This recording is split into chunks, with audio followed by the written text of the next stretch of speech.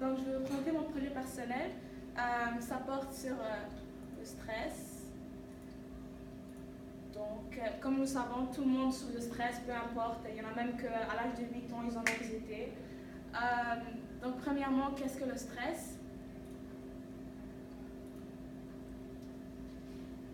Donc, le stress, c'est un mélange de sentiments. Ça peut être le débordement de faire des choses, la pression sur nous-mêmes, examen, peu importe.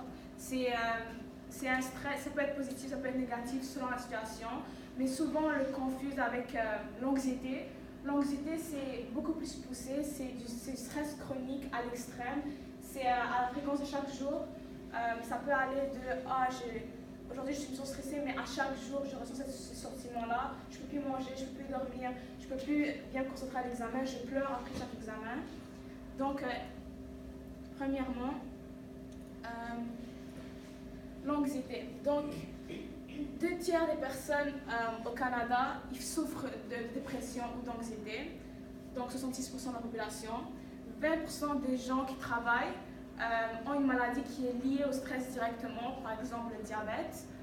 60% des jeunes adolescents qui se retrouvent entre l'âge de 12 et 17 ans souffrent d'anxiété et de stress, et 25% des femmes au Canada sont aussi victimes. Donc, il y a deux types de stress. Il y a le stress aigu, il y a le stress chronique. Commençons par le stress aigu. Le stress aigu, c'est un stress qui découle de plusieurs situations. Ça peut être par exemple un examen, du stress avant de rentrer, mais ça c'est un bon stress parce que ça va sécréter des hormones et ça va te pousser vers la réussite. Exemple, tu as une compétition sportive. Tu ressens le stress, mais sous l'adrénaline et sous ce stress-là, et à cause que ces hormones sont sécrétées, tu auras plus les compétences pour t'amener vers la réussite, vers le succès. Donc, ça dépend, ça peut être un bon stress ou un mauvais stress. Exemple, tu es en face d'un ours. C'est le stress qui va kick in sur toi-même. C'est ça qui va te permettre de réagir beaucoup plus facilement. Mais aussi, par exemple, un mauvais stress qui pourrait être je stresse pour aucune raison, je stresse tout le temps. Ça ne sert à rien parce qu'il n'y a aucune. Je ne planifie pas. Exemple, un élève qui a peur avant un examen, mais vu qu'il sera sous l'adrénaline et sous ce stress-là, ça va l'amener vers la réussite.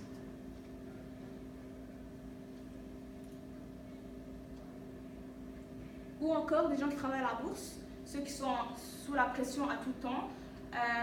Pourquoi ils ne sont pas fatigués? C'est parce que leur corps, pendant 1 heure par exemple, est constamment en stress, donc la fatigue, ils ne la ressentent pas, ils sont sous l'adrénaline, donc ils sont capables de maximiser leur profit, peu importe la situation. Ensuite, il y a le stress chronique. Qu'est-ce que le stress chronique? Ça c'est à fréquence, donc à la longueur de journée, tu es toujours stressé, il n'y a pas un moment où ton corps est relâché. Et là, vous allez me dire, est-ce que le stress chronique c'est bon comme le stress aigu? Non. Parce que le stress chronique, ça ne donne pas la chance à ton corps de se relâcher. Ton corps est constamment en stress, ce qui va bouleverser tous tes organismes, tous tes mécanismes de ton corps. Donc à la fin de la journée, ton corps est encore en stress. Et cela, ça va causer plusieurs problèmes vu que tous tes organes seront toujours en tension. Tous tes muscles sont en tension, il n'y a aucun moment de relâchement. Et l'humain a besoin de cette partie de relaxer, ce qui peut amener à plusieurs conséquences. Exemple,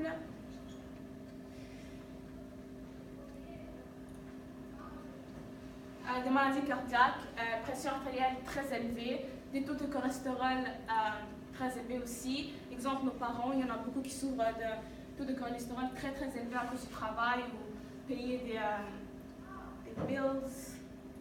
Ou encore, ça peut être le diabète. En effet, moi, ma tante, la veille de son examen, elle avait l'examen pour rentrer en médecine. Puis la veille, elle s'est évanouie, ils l'ont emmenée au docteur, ils lui ont dit t'as le diabète. Et là, jusqu'à aujourd'hui, ça fait 30 ans maintenant, elle a le diabète juste à cause de cet examen-là. Donc, vous devez penser que ça ne vaut pas la peine un examen de stresser sa vie, parce qu'à la fin, ça vous avez des conséquences que vous n'allez jamais oublier. Est-ce que tu as une question? Ok, merci. Ensuite, les solutions. Exemple, il y a 3 personnages ici. On va prendre Sam, par exemple. Ça sera un étudiant à l'IB. dire quelque chose? Exemple, ça, mais c'est un étudiant à l'IB. Il a chaque jour un rapport à remettre et un examen à faire. Il est sous le stress constamment, mais par contre, on remarque qu'il garde tous ses travaux à la dernière minute. Qu'est-ce que ça va faire? Ça va faire que son corps est constamment en tension. Il vient à l'école 7 heures en classe, on va chez lui, 3 heures de devoirs, 3 heures d'études. Cette journée blanche se recommence constamment pendant toute l'année, 9 mois d'école. Mais qu'est-ce que vous ne réalisez pas que maintenant vous êtes jeune, vous ne sentez pas les effets. Mais ça va venir plus tard. Votre cœur, il va ressentir ces effets-là. Ça va être sauvegardé dans votre organisme et ça va vous suivre jusqu'au reste de votre vie. Et vous devez mettre vos priorités parce que ça ne vaut pas la peine de stresser sur un examen qui va compter 20% de l'état. Parce que ça va revenir au fait que ça pourrait être une maladie qui va vous fermer plusieurs portes dans votre vie. Exemple de Sarah. Sarah, c'est une étudiante qui a 90 partout, elle étudie très bien, mais elle se retrouve très stressée, mais on remarque qu'elle ne fait aucune activité physique. Le problème, c'est que le monde qui ne fait pas de sport au secondaire, on retrouve que leur santé mentale est beaucoup plus mauvaise que les autres. Car faire du sport, ça relâche les endorphines dans ton cerveau, ça te permet d'acquérir de nouvelles compétences et donner un relâchement à ton cerveau. Vu que tu es 7 heures à l'école, tu dois avoir un moment où tu fais autre chose que l'école. Vous devez comprendre que l'école, ce n'est pas la vie. Okay? Vous devez avoir quelque chose, vous devez avoir une passion, vous devez avoir quelque chose que vous faites après l'école, que ce soit soccer, natation, n'importe quoi. Parce que ça va bien que oui, maintenant vous avez des bonnes notes, mais à un moment donné, vous en aurez marre. Parce que, ma bad, mais il vous reste encore comme 5 ans d'études. Donc si maintenant vous faites des journées blanches, vous allez faire quoi au cégep? Vous allez faire quoi à l'université? Vous ne pouvez pas rester le reste de votre vie à faire des journées blanches à chaque jour. Donc vous devez penser maintenant. Et que ça soit un petit 30 minutes par jour, ça fait un grand effet.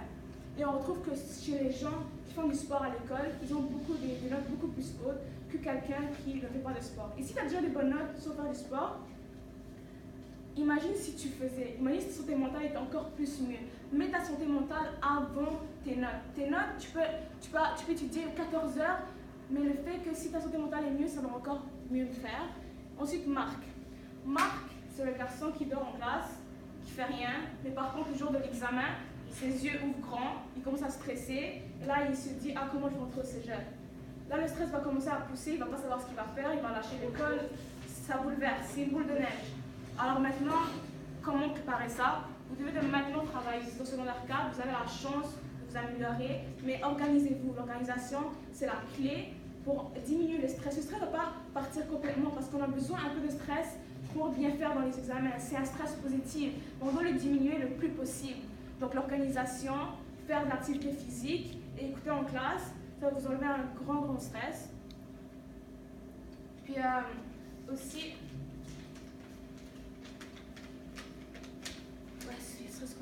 puis l'anxiété. Ok, ensuite l'anxiété, je vous expliquais que c'est beaucoup plus poussé que le stress chronique. L'anxiété, il y en a qui disent que ça ressemble aussi à une phobie. Il y en a qui ne sont plus capables de sortir de la maison. Ils ne font que penser à une idée, ils sont obsédés par exemple par l'école. Et ça revient au fait que le corps souffre à tout temps.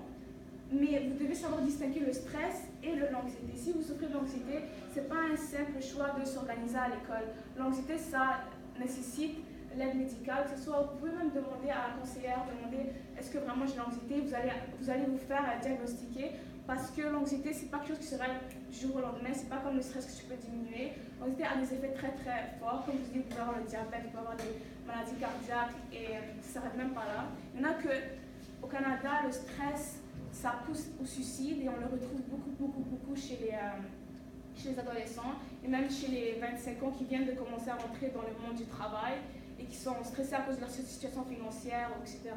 Ou il y a même, entre nous par exemple, que leurs parents sont en train de se divorcer et le stress pousse, il y en a que ça pousse à l'anxiété. Alors vous devez agir maintenant, vous ne devez pas attendre que « Ah non, vous savez quoi, juste maintenant je stresse, pas grave, j'aurai des bonnes notes, mais au cégep, je vais me reprendre. » C'est pas comme ça. Si maintenant vous êtes comme ça va vous suivre toute votre vie. Vous devez prendre une marche vers l'avant, vous devez trouver une solution.